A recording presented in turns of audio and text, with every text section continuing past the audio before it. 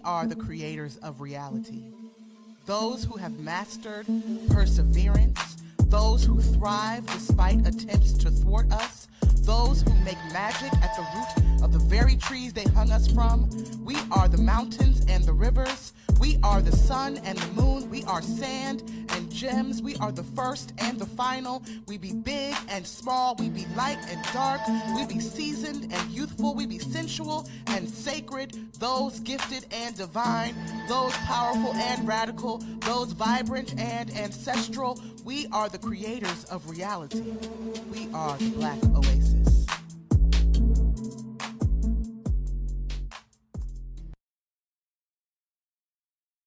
Hi, welcome to the Black Oasis podcast. I'm your host, Kaya Supreme, and this is the place where we lay it all down. Now today's guest, he is a ball of fire. He's a lot of energy. He's a lot of love, a lot of light. He's hilarious. You know, they say that when you meet a master always has a great sense of humor. And he is probably one of the funniest people I know. We bicker back and forth, but it's really all love because he has touched my body in a way that no one else has. Don't get messy. It's not like that. This man is a masseuse, a magician of the hands. He is the founder and owner of Better Body ATL. He is a lover of souls, a lover of women. He is a healer. He is a spiritualist. He is a bright light in all the spaces that he goes into. I highly, highly recommend it. I'm so honored and happy to have him on the podcast. Ladies, gentlemen, and non-gender conforming friends, welcome the wonderful, fly, handsome, dynamic Barron Queen. Hey, how you doing? I'm happy to be here today. It's an honor to get interviewed by you. Oh yeah, thanks. I know we've been doing this a while, but it finally came to fruition, and I'm happy to be here. Yes, all things in divine order, and thank you for coming and taking time out your busy schedule. You're welcome. So, why don't you just start off and tell people a little bit about you, who you be outside of a magical healer with the hands. Who are you? Where are you from? Just a little background information. Okay, my name is Barron. I'm from Memphis, Tennessee. I've been a massage therapist 14 years, and now I'm getting into physical therapy too. So I'm starting that practice as well. So I'm learning in that. I'm a single father. I have 2 children, 10 and 17. I'm a girl dad. And my 17-year-old live with me. So I'm balancing work and I'm balancing being a father. So, you know, it's fun. It's experience. It's exciting. It's a new experience every day. So I'm just learning and growing with that. So, yeah. So, you know, first, let's talk about your history. So you've been in the game for 14 years. Yeah. What inspired you and how did you get started with giving people massages? What really inspired me, I would say, coming from my background, I would say massage chose me. I didn't really choose massage. I never thought in my life I'd be a massage therapist. So I always say it chose me. At one particular time, I was a welder. I was doing hardcore welding, and I had met this girl, and she was a yoga instructor, and me and her started dating, and she was a vegan, and I was just getting into like spirituality and learning different things, and I was getting depressed doing that. So she introduced me to she was like, have you ever thought about massage therapy? And I said, no, what is that? And so she told me about it, and she signed me up. They had like a week to do it, so she signed me up. And my first day there, I fell in love, and here I am today. So I said it kind of chose me because I didn't go seeking after. Okay, cool.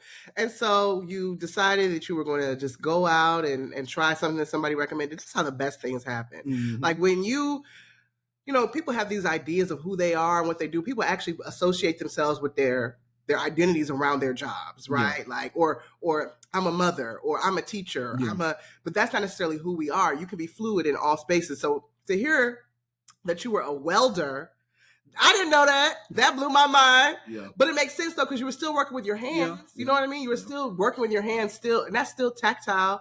And then to transfer that energy, you taking heat. Yeah. And you're bending metal. That's very boom. Okay. In bending metal, and then now you're transferring that, and now you're touching bodies. Yeah. Yeah. And so people always talk about the exchange of energy, especially when you start doing like what I call holistic wellness. Because anything that deals with the mind, body, spirit, I don't care if you're a personal trainer, physical therapist, masseuse, therapist, yoga instructor, whatever, you're dealing with people's energy in a particular way. Even if you're a hairdresser, right? You're a hairstylist, you're touching heads, you're exchanging, you touch the body, you're exchanging energy. So what's been your experience? Like, number one, when did you first realize that you were interacting with people in that way? Like, did you feel anything? Did you absorb energy from people? Were you forced to like investigate spirituality in a different way? Like, how did that kind of come about? Well, that was an excellent question, because I say through massage therapy, I really found my purpose and my gifts. So, but I always work with my hands. So I was a great drawer, and I was a painter too before I was a welder. So I always work with my hands. But to get back to the question you just asked me, like, I didn't discover that I was an empath until I started touching people, because I didn't know how to ground myself at first. So you touching people, so you coming in contact with a lot of different spiritual energy that you can't see but you can feel. Mm-hmm. So I started one time I had this client when I first started. I had this client, and I did a massage on her. I'll never forget. She was one of my first clients I ever did, and I got so sick. As soon as I walked out the room, I felt so sick and nauseous in my stomach, and I was wondering what's going on. And lucky this guy, he became my mentor after this. He the one told me, he was like, "You're not grounding yourself properly." So he was like, I'm gonna bring you a copper bracelet. You need to get copper, or you need to carry an old penny, like back in the 70s and on back, the real copper pennies. And I was like, you got to start grounding yourself. Cause he was like, you can sense people energy, and come to find out she had terminally cancer in her stomach. So I didn't know that, but I felt it. I felt her pain. And that was the first person I ever like, wow. And after that, I started understanding more, getting more involved in spirituality, meditating. I was changing my eating habits, doing yoga, just understanding myself.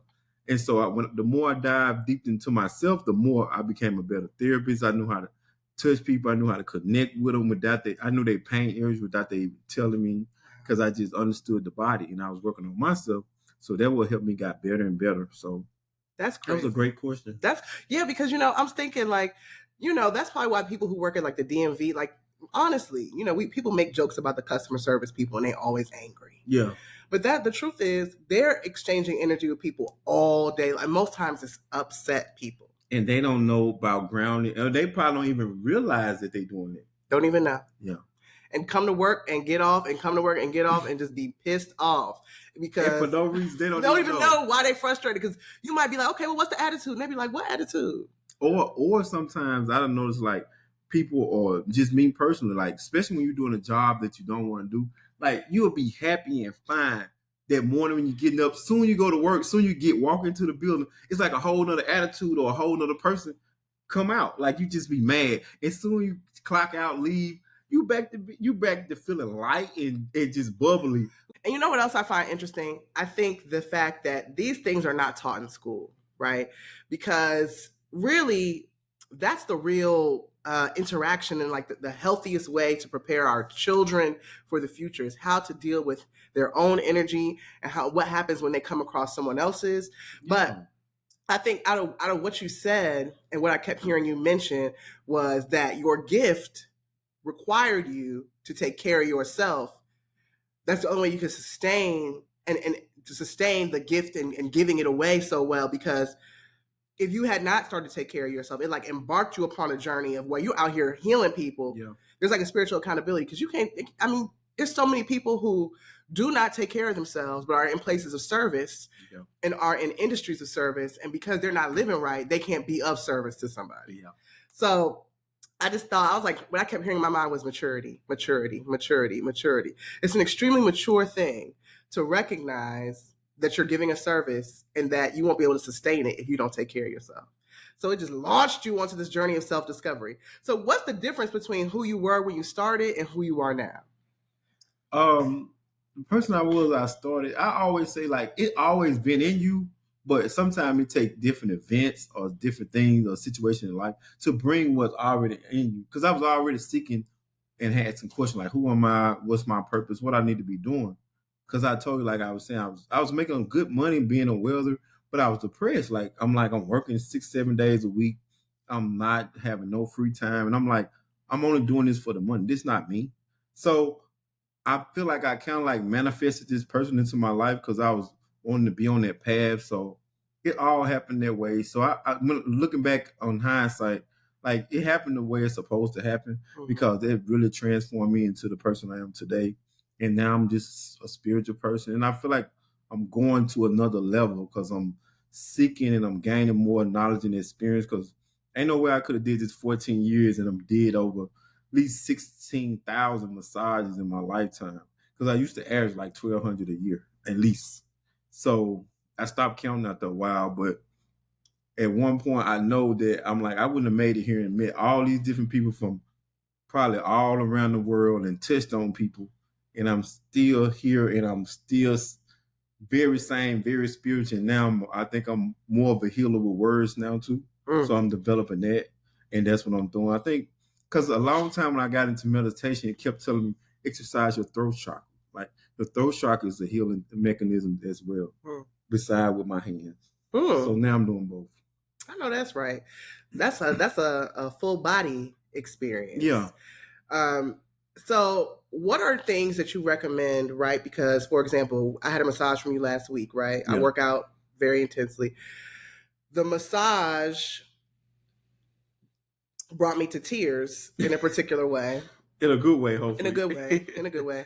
But it also just like, you were asking me questions. It's like, like, well, why is, I don't even know. Listen, I don't know what is, why is the delt trap, lap band, whatever it is. IT band. Why is that so tight? And I'm like, you wasn't at the gym. You don't know. But at the end of the day, you do know because you can feel it. Yeah.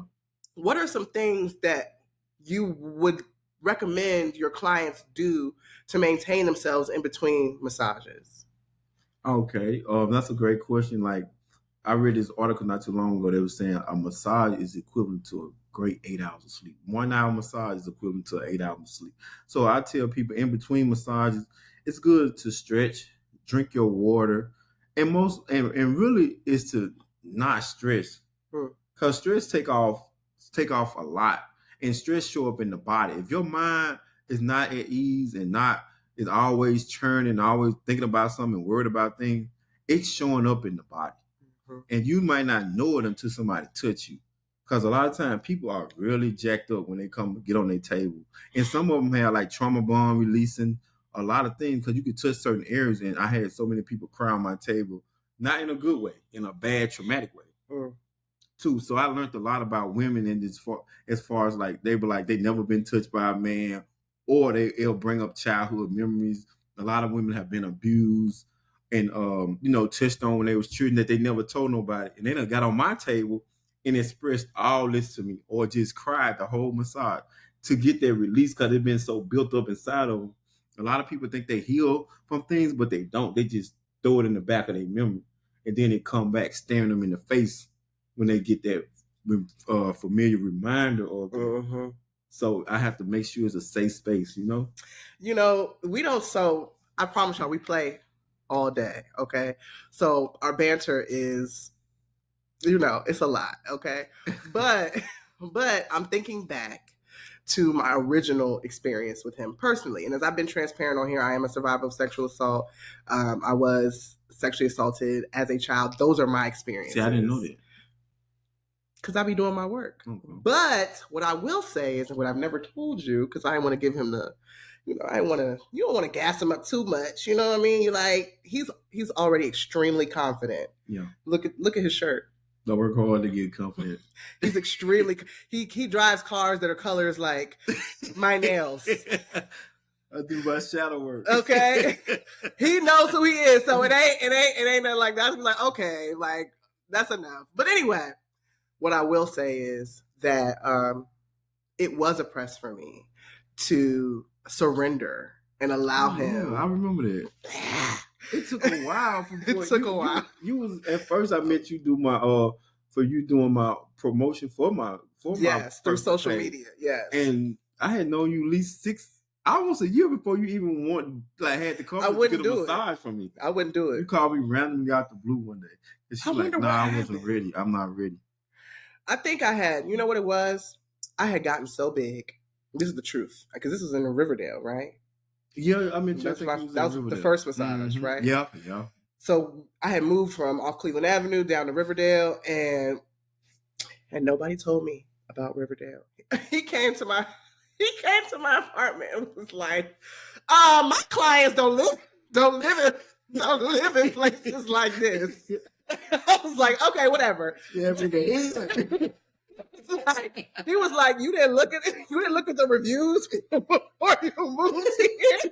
I was cooked because I promise you, I was thinking the same thing. I was like, nobody told me. It's ra-ta-ta-ta-ta at all hours around this mug. But anyway, when he came, the truth is, the weight, my emotional, my physical weight, had gotten, because I had gone through some traumatic stuff. Y'all go watch the episode of Cook Boots podcast where I talk about how I got locked up in Clayco and was wrongfully held for 3 days after paying bail. But anyway, I came right after that because I remember when you was telling me about that. Like, you was like, I've been so traumatized. Yeah, sure. That was your first massage after that. Yeah, I remember that story. Because I was like, what? Baby. Like you got lost in the system. Baby, it was bad. And so I surrendered and I was like, let me call. But what made you call me? Like, what made you thought about me after that? This is how spirit works. It don't even really be like, it's not a thought. Like that's the beauty of inspiration. Like, you know something, you could have heard something years ago and not have valued it or not have considered how it would fit in your life. Yeah. And then something happens and you're so grateful that tool got dropped in your lap. It's in your tool, but it's like, you know what? I know what I need right now. Like, my back hurts. I'm traumatized. I'm not sleeping well. I need to get a massage. Let me call. Because you're familiar with me because I did a couple of your friends' massages. That's how I met you, so. But you know what? Let me just say this. He be so debonair. You know, it's my but that's a manifestation of my stuff, right? Because it's something in me that doesn't want to tell. Like, I don't want him to know that he's the shit. You know what I'm saying? I don't want to admit it, you know, because he knows it. But he is. Thank you. He is. This is my first time ever hearing this. So I know. I've never said anything like this because it just be, look at the shirt. Like, come on. He just like, every time he take pictures of y'all go see, he be like, what's the pose you do? So I was like, oh, I ain't gassing him up at all. He already too full. He know who he is. But in that moment, look, traumatic moment, something in my head was like, let me call him. I called him. I didn't want to boo-hoo cry. Did you cry though? I did. I think you did. That's why when you were saying that, I'm trying to turn back to that. Like, did you cry? I don't think you let me know. I know you was real quiet, and I heard some sniffles, but I didn't know you was crying. Yeah. Because I have had a thing about physical touch and intimacy. My best friends can tell you it's the weirdest thing. I love to like rub people's ears. I rub my own ears. I'm like, I like to give the touching, but to receive it, it's hard for me.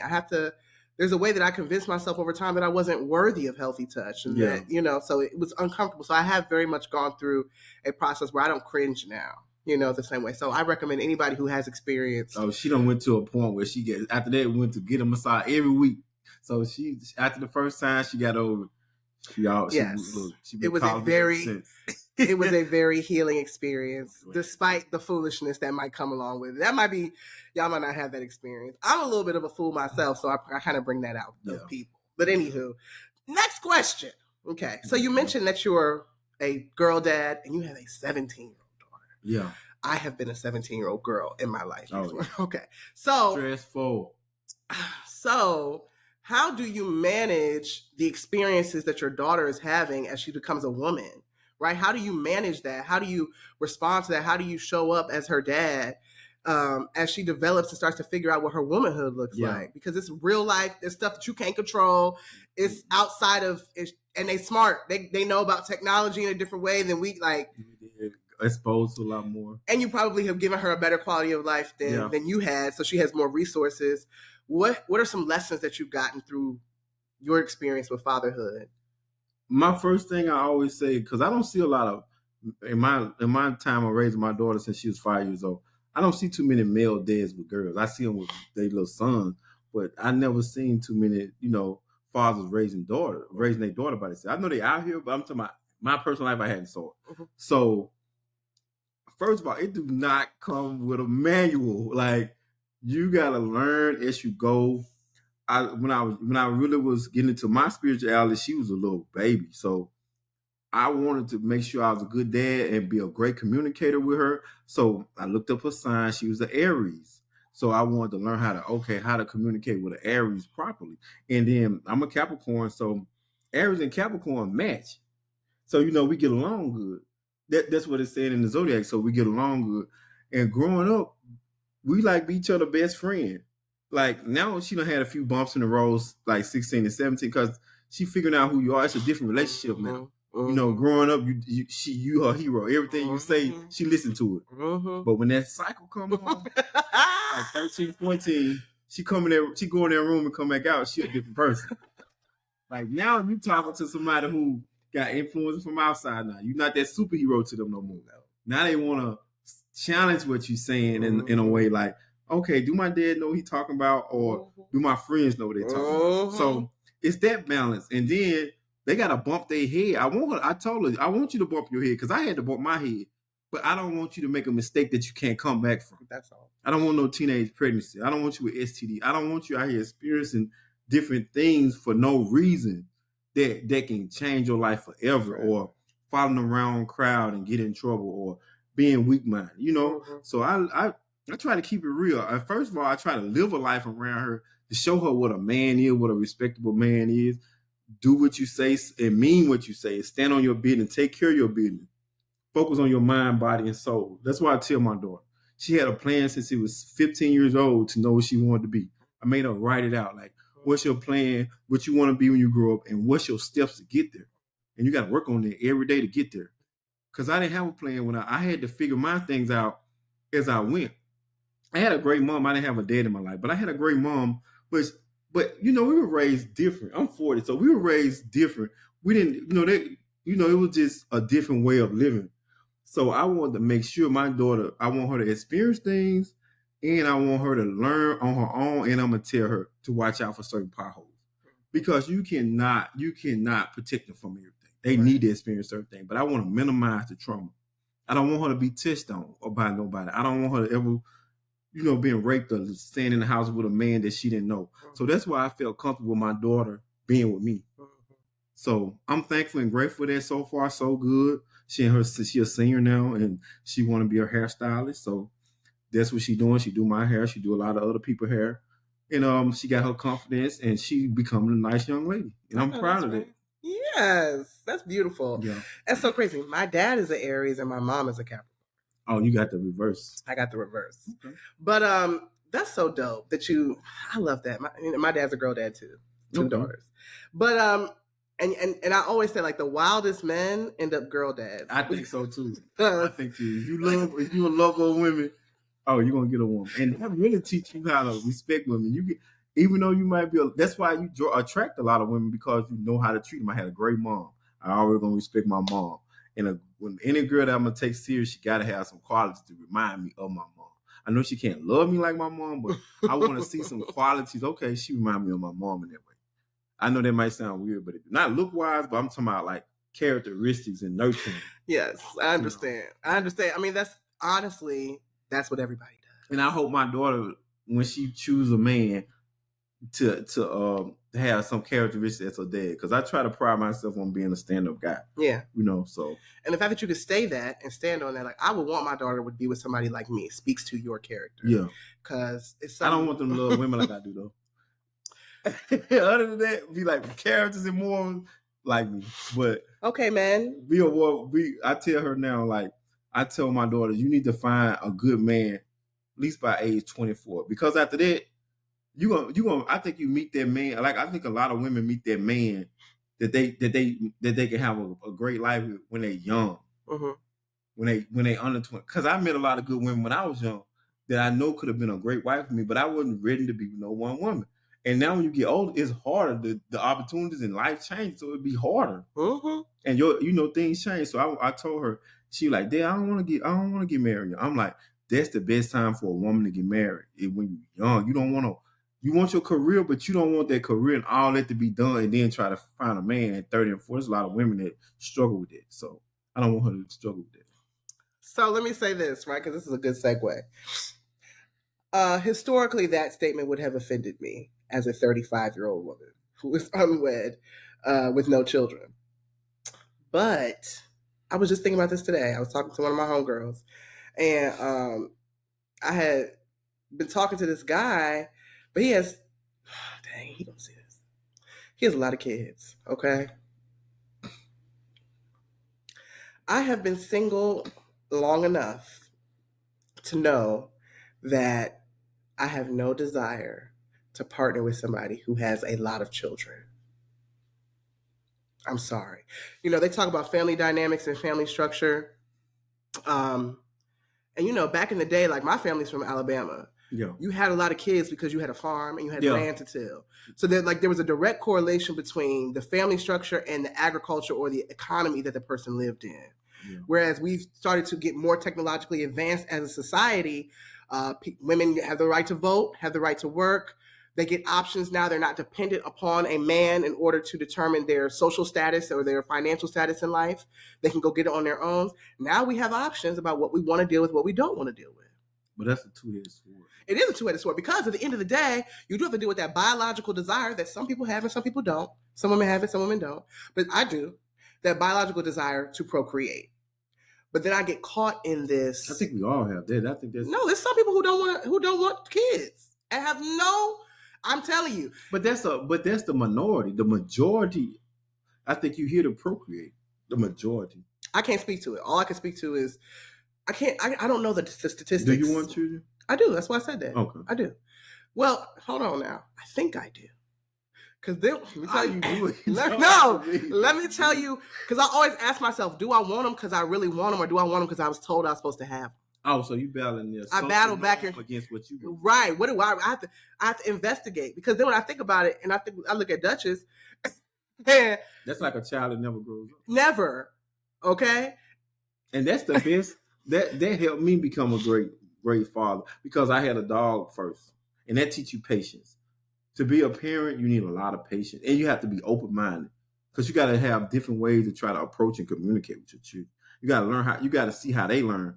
Like if they are hands-on learning, if they are verbal learner, it's different techniques that you're going to have to figure out. I was a hands-on, you got to show me. Mm-hmm. And that's how both my children are lucky. So I recognized at a young age with them, so I know how to communicate with them very efficient.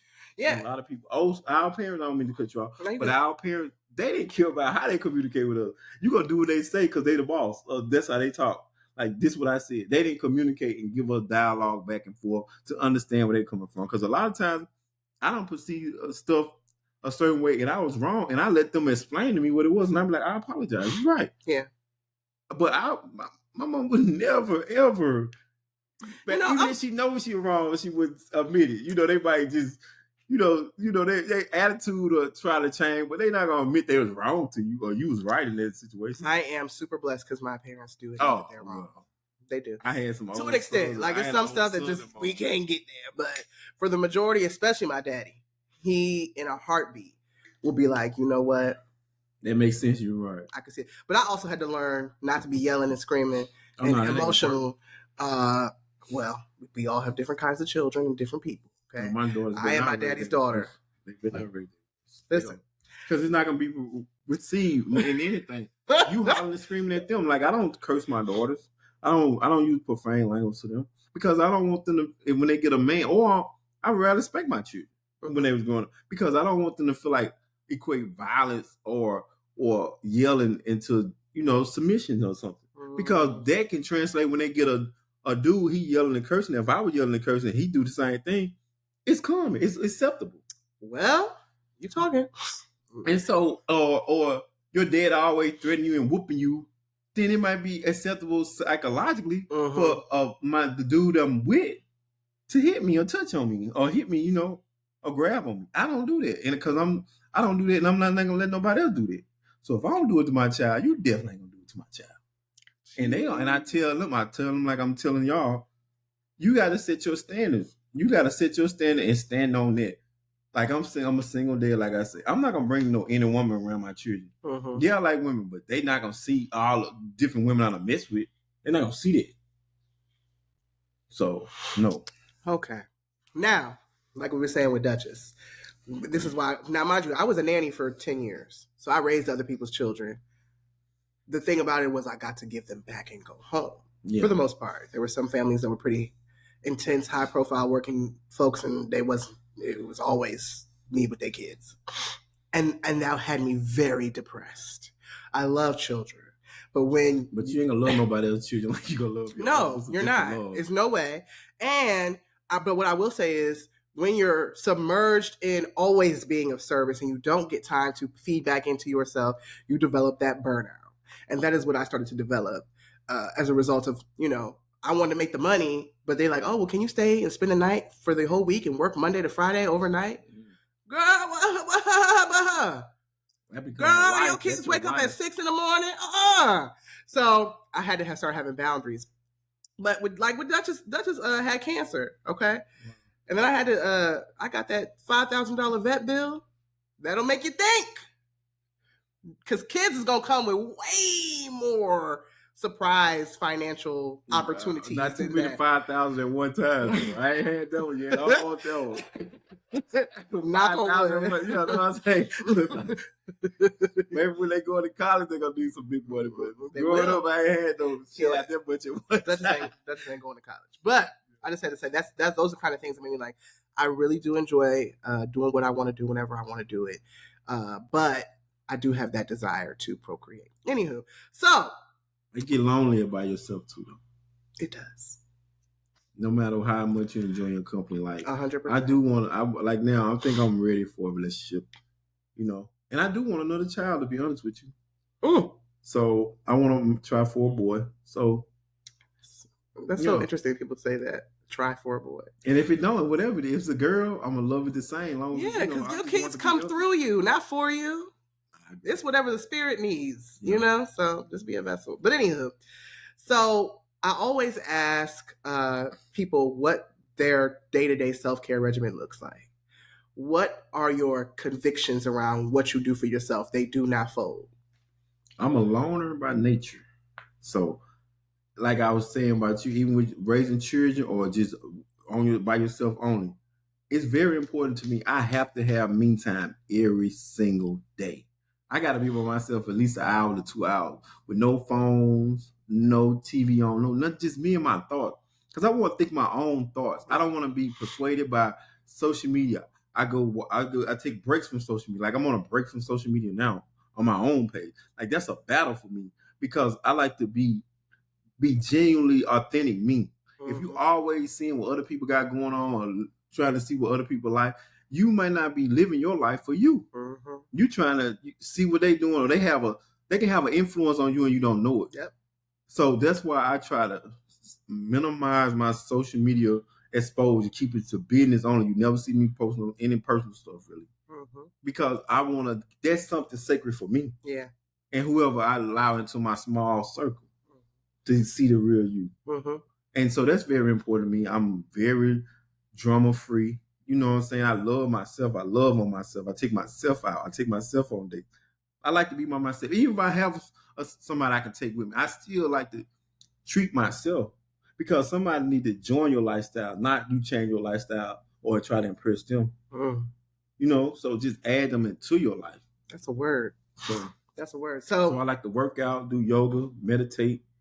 That's me. That's my me time. Spending, like me and my daughters have a thing, and it's happened organically and naturally that we like to cook together. The older she get, she know I always took her to I took them to restaurants and on trip, and they know I love food, and they became lovers of food. So we all cook together. We hang out, laugh, joke, and eat together. No phones at the table. I'm still old school like that because I want to know how your day was. I want to know where you at mentally. That's very important. I want to make sure my children is mentally stable. So I talk to them. What's going on with your mind? Like, how you feeling? So, and that's what I'm saying. My mom didn't do me like that. So I battled with depression when I was young. I didn't have my dad. I felt like I wasn't worthy. Like, if the closest person to me walked out on me, how can anybody else hurt me? That's another reason why I feel like I never fell in love. I feel like falling in love is weakness to me, as far as for me. That's interesting that you would say that. So I never been in love. And I love women. I love the mother of both my children. But I never fell in love. And the older I get, I feel like it's not good for a man to fall in love. Stay on your purpose. Love your purpose. Okay, to each his own. Yeah. Now, this is what I will say. What we call love gets romanticized by Disney in this society. Okay, no, so I don't know what you talk. I don't know what you refer to as falling in love, but I think when it comes to selecting a partner that you're going to spend the rest of your life with, it is less of a emotional thing, although that's necessary, and more of what's wise, what's healthy, what's compatible, what's complementary to the purpose for both people.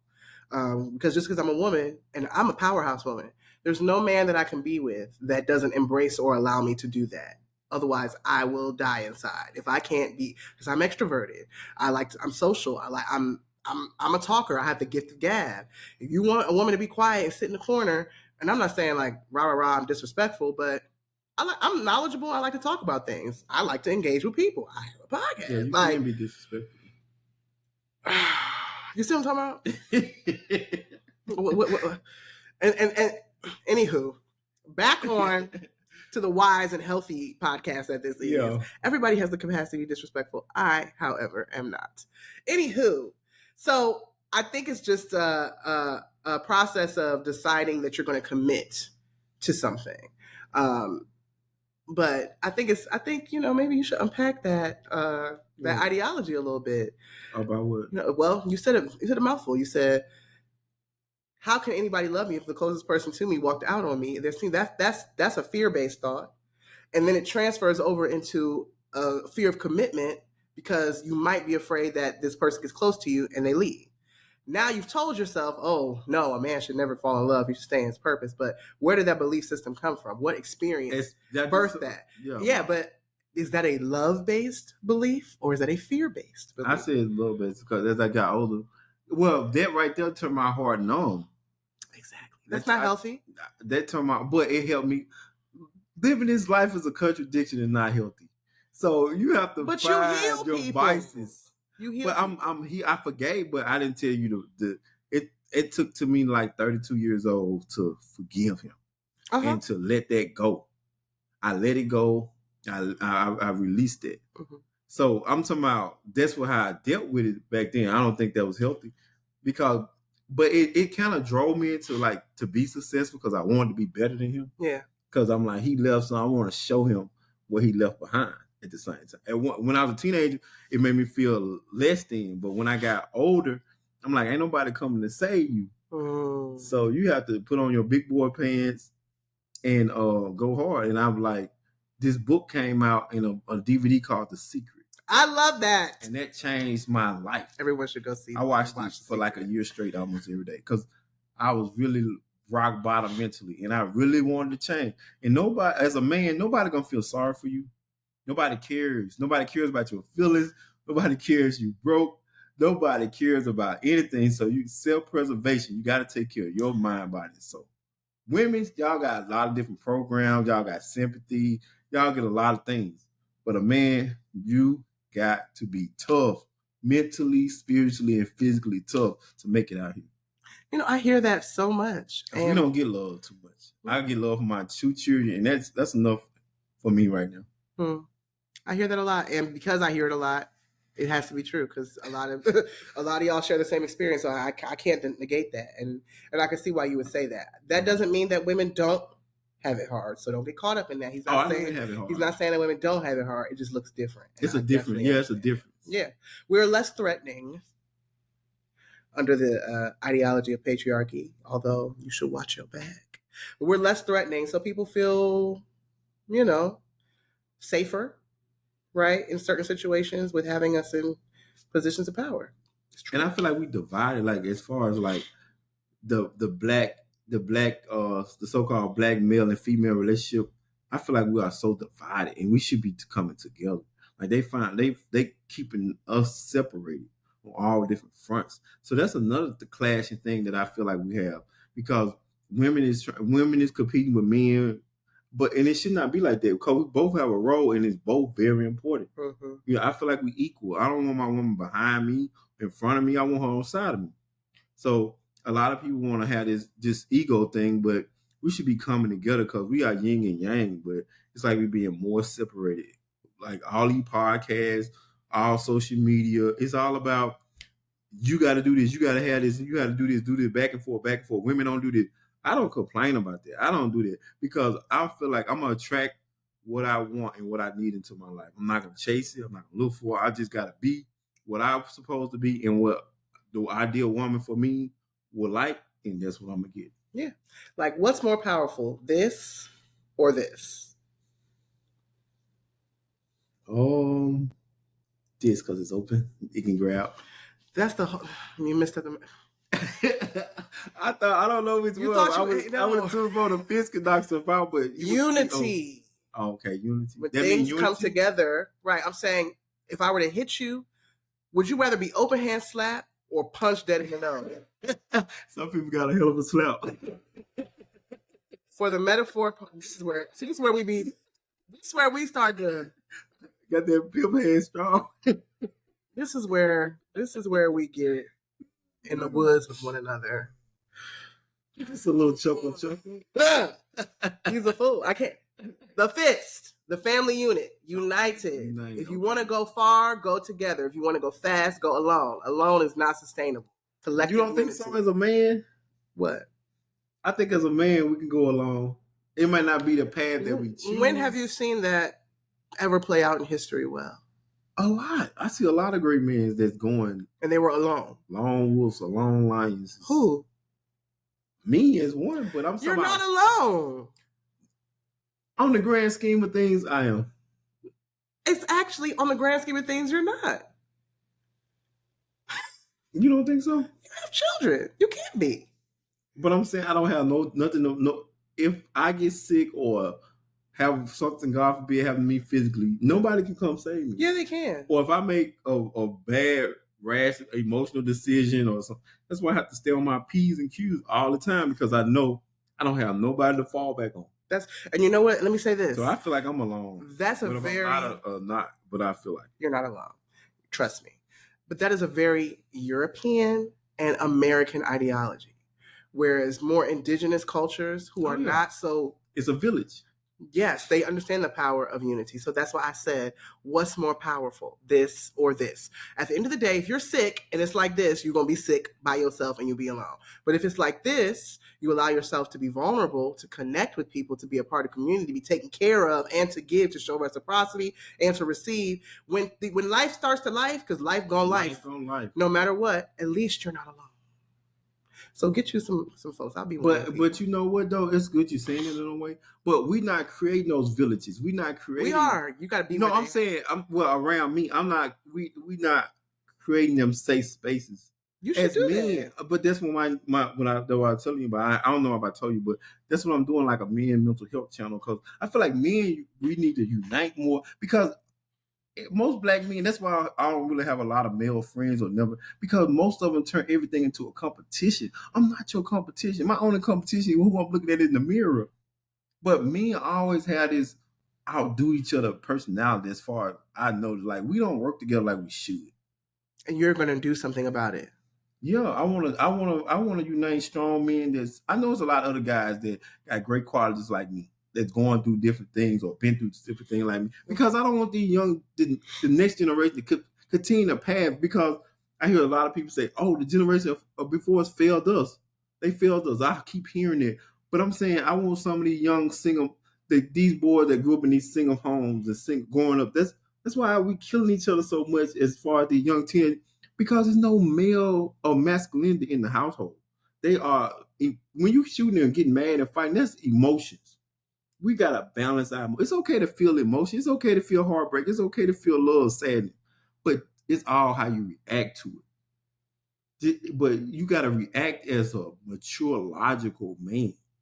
And that takes training. I had to retrain myself. I grew up in the house with 2 sisters and my mom. I had a whole house, nothing but feminine energy. And I was very emotional when I was a teenage boy. You say something to me, I'm ready to fight, or everything. I took stuff wrong. I was always felt like I was on the defense because I had a female emotional traits. But then when I got out of my mom's house and being around more men playing the sports and realizing like this being emotional is not gonna get me too far. I'm gonna be dead in jail.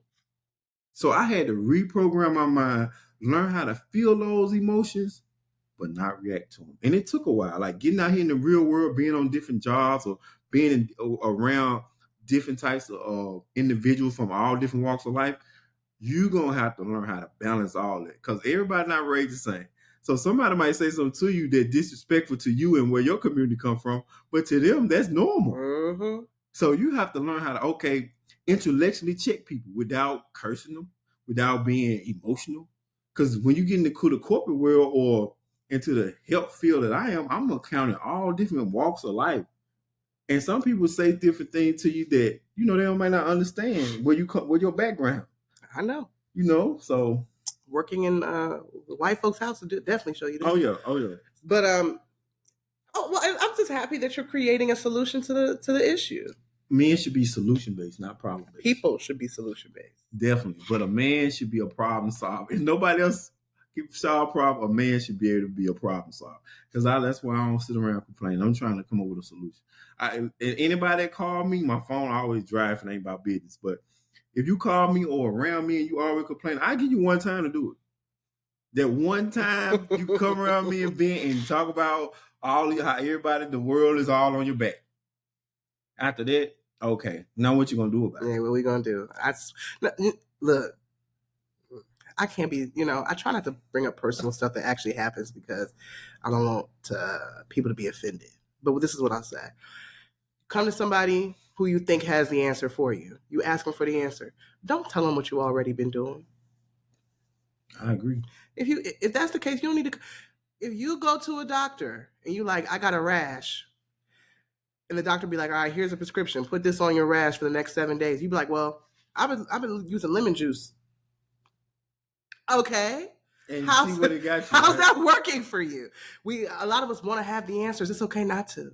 That's why God gives you a piece of God in everybody you encounter so that you can get a little bit more of the puzzle that you don't see. It's okay. Be teachable. So again, I am proud of you for creating a solution, seeing a need, filling a gap, because you don't have to do that. You can simply be like, look, I drive Skittle color cars and I dress well and I smell good all the time and I'm a successful business owner. I ain't got to worry about nobody else. But to take that and want to make an impact in the world is not small. It's major, and it is a part of what creates the Black Oasis. Yeah. Paradise for ourselves. So one last question. And you've kind of already maybe touched on it, I don't know. But if you went to sleep tonight and you made a wish upon a star and you woke up in the morning and that wish had come true, what would it be? My daily affirmation and my daily goal is to not have potential, but to reach my full potential. Like everybody be like, oh, you got potential. I want to that's why I push myself. I always try to push myself into uncomfortable situations because I'm trying to grow. I want to push my limits of my body, push the limits of my mind. So that's why I work out regularly. Sometimes I do 2 a day. I just want to push myself to my limit to see what I'm made of. Most people, we're not challenging ourselves. Mm-hmm. It's okay to be uncomfortable. It's okay to go. Sometimes, like last night, I worked out twice. I worked out that morning. I worked out for 2 hours that morning and 2 hours that night. I know everybody don't have that much time. I can create that time, but I know everybody don't have that much time. But I went to bed so exhausted and sore. But I felt so good because I gave everything I had. And that was my goal. Because we are not pushing ourselves to get in these uncomfortable spaces to grow. And that's how I had to grow. I was put in a lot of uncomfortable situations. And after that, I'm like, oh, I'm pretty good in the dark. I'm raised in the dark. I like that. So I seek the darkness. I know that's right. Put me in there. Put me anywhere on God's green earth. You got to triple your worth. Okay. Ladies, gentlemen, non-conforming friends, the wonderful, dynamic Barron Queen. Please tell people how they can get in contact with you if they'd like to experience your services. If you like to feel these healing hands, ladies, You can reach me at Better Body ATL 3.0 on IG, or you can call or text 470-630-0123, and that's my business number. And I would love to do a massage for you. I do stretching. I do all type of massages, and I'm mobile, or you can come to me. So hit me up. I know that's right. Well, thank you everybody for supporting Black Oasis, for continuing to watch. You know, I love the fact that our goal is to highlight all aspects of the Oasis, everybody, because even if you're Black, we're not all the same, and everyone brings something unique and specific. And this was very refreshing for me. I learned a lot. I learned a lot about you, and I just thank you for being vulnerable and keeping it true. Like you didn't have you did real good. Thank you, because we don't have these type of conversations. We don't. We just be bickering back and forth, just checking each other. Yeah, it's fun. It's fun and games. It's not serious. But anyway, all right, y'all. So until next time, stay Black, and lucky you, because you don't have a choice. Peace.